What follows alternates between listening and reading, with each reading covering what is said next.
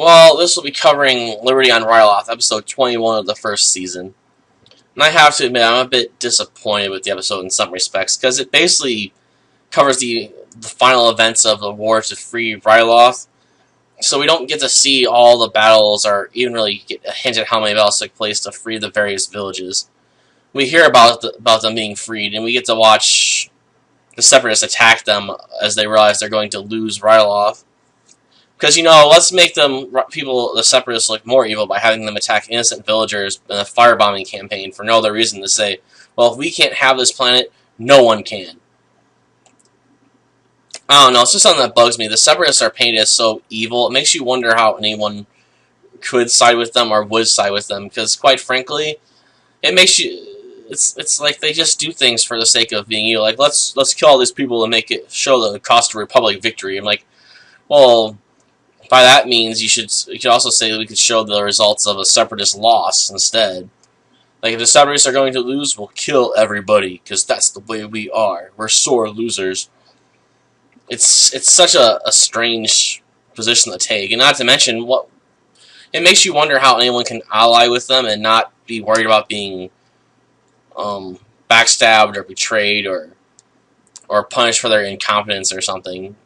It's such a strange setup, really. Not to mention, it makes you wonder why the systems that are neutral in the conflict don't step in on the side of the Republic just because of the Separatists' actions. This philosophy of not fighting, in my opinion, just doesn't make much sense. Especially when the Separatists are painted as so obviously evil. I guess you can argue there's things the Republic has done that I'm not paying attention to beyond the whole "we create a slave race to fight for us" thing. But the Republic tends to be represented as far more honorable, or at least caring about the clones and the people they're trying to protect.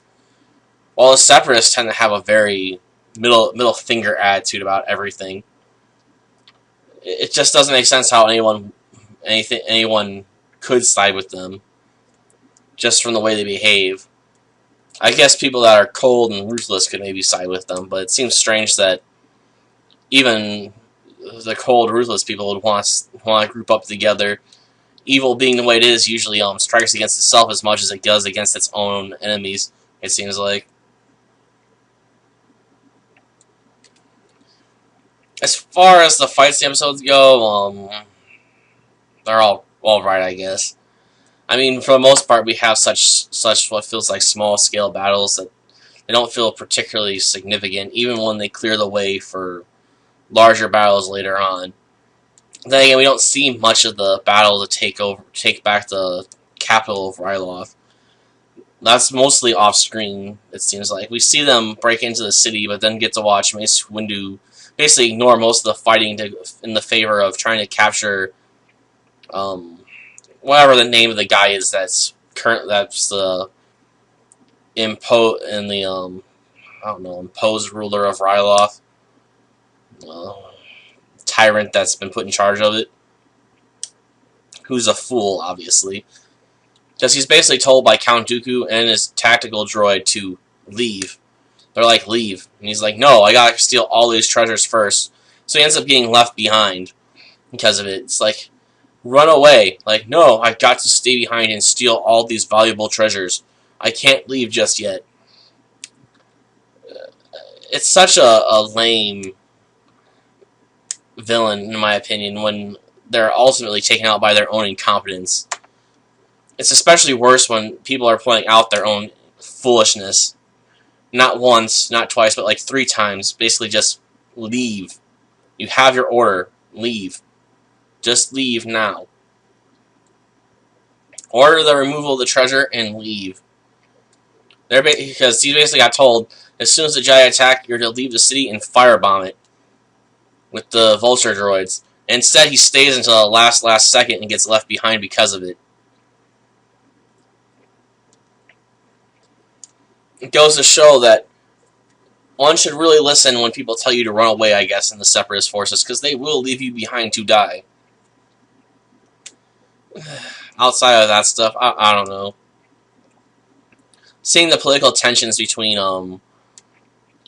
the Twilight General, who's been fighting for freedom, on the planet, and the one in the Senate on Coruscant who's all fat from overeating isn't that particularly interesting. Especially since it doesn't take much to get them to work together beyond a promise not to screw each other over. and finding out their cities are being firebombed by the droids for no apparent reason other than to say middle finger. Outside of that, there's not too much going on in the episode, I guess. I guess it works alright somewhat, but it's not as good as the last episode. I think it could have used more dramatic tension or showing some of the darker moments that are hinted at, but we aren't really shown. Like, they show mass graves for the Twilight Freedom Fighters that were slaughtered by the droids after they came out to surrender due to the fact the Republic hadn't showed up in time. It would have been nice to see that instead of just be told about it. Well, with that being said, I guess that's all I really got to say about this episode. It's okay, but you're better off watching the previous episode. Until next time.